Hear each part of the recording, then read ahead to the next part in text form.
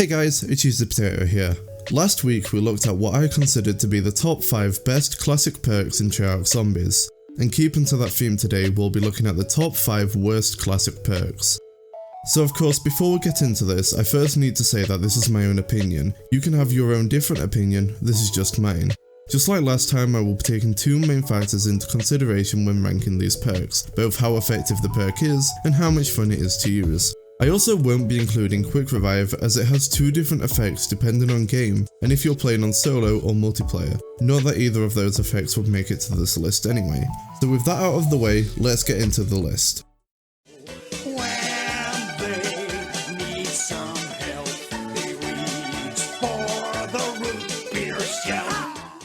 Coming in at number 5 is Double Tap 1.0. I'm gonna say that again, Double Tap 1, not Double Tap 2. The second version is actually really good and made my top 5 best list. However, its predecessor unfortunately isn't nearly as good. Now, I don't actually think Double Tap 1 is as bad as many people make it out to be. Many people seem to forget that it actually does help a little bit. For those who are unfamiliar with the original Double Tap, it simply increases your fire rate for bullet-based weaponry by 33%. Now of course this does lower your time to kill, but unfortunately being able to kill a zombie slightly faster is not as useful as an effect as many of the other perks. Honestly, this perk usually only finds its way onto my hotbar because there's nothing else to grab. Even worse than that, one of the main criticisms of this perk is that it actually just wastes ammo. And while personally I don't feel this way, I completely understand why some people do. Especially if you use a weapon that already has a high rate of fire, you'll be going through ammo much faster than you might be prepared for. With all that said, in my opinion, Double Tap 1 is best used situationally.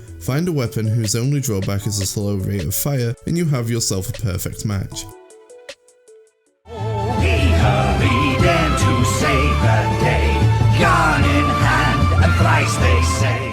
At our number 4 spot we have Mule Kick. Again, another perk that I just feel isn't as good as it could be. While Mule Kick can be useful, I honestly feel like more often than not Mule Kick is a detriment to me rather than a help.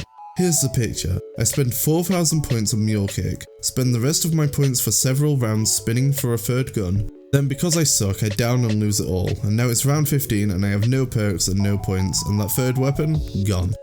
Of course, you could argue that it's my fault because I'm bad at the game, and you'd be right, but this is my list and I'm ranking them on how useful I find the perks, and when I can only have 4, Mule Kick usually isn't high on my priority list.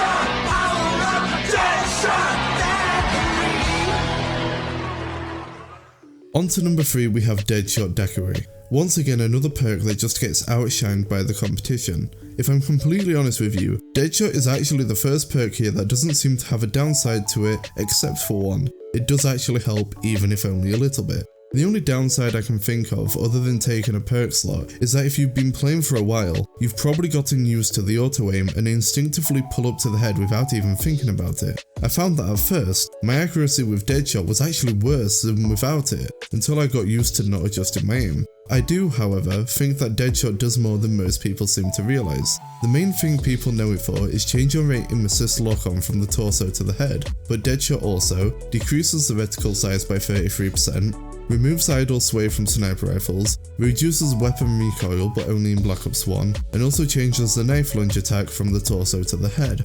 This is great and definitely helps out, but it's just not as good as most of the other perks in the game. There's just so many better options available to the player, and with a 4 perk limit, I just can't think of a reason to make room for Deadshot. I don't think I can ever think of a time where I've purposely purchased it except for when recording gameplay for this video. Rest in pieces, down for the count. At number 2 we have Tombstone Soda. Now I actually put Tombstone as my honourable mention in my last top 5 perks, so if you saw that then you might be a little confused as to why I then say Tombstone is the second worst perk. And the answer to that is simple. When I make an honourable mention, I don't want it to just be a perk that almost made it to the list but didn't, otherwise the list might as well be a top 6. To me, Tombstone has only one useful feature, and that's a glitch that allows you to get every perk on the map when playing multiplayer. I gave Tombstone an honourable mention for that reason alone. However, unfortunately, the rest of Tombstone isn't particularly great. For those who haven't used the perk before, basically, when you down with this perk, you are given the option to don't feed the zombies, which kills you and leaves a tombstone where you died. When you respawn in the next round, you can pick up this tombstone to get all your weapons and perks back as they were before you died. On paper this sounds amazing, but in practice it only gives you an incentive to die. While I don't think it's as bad as many people make it out to be, the reality of Tombstone is that it's the only perk which literally wants you to die. There is no feature of Tombstone other than the glitch that helps you to stay alive. Even Who's Who and Quick Revive are designed so that they can at least try to get you back in the fight after a down, but Tombstone encourages you to die and leaves the rest of the round to your teammates. For that reason alone, I'm putting Tombstone below every other perk in the game, except for one. What perk could possibly be so bad that it's worse than a perk that literally wants you to die?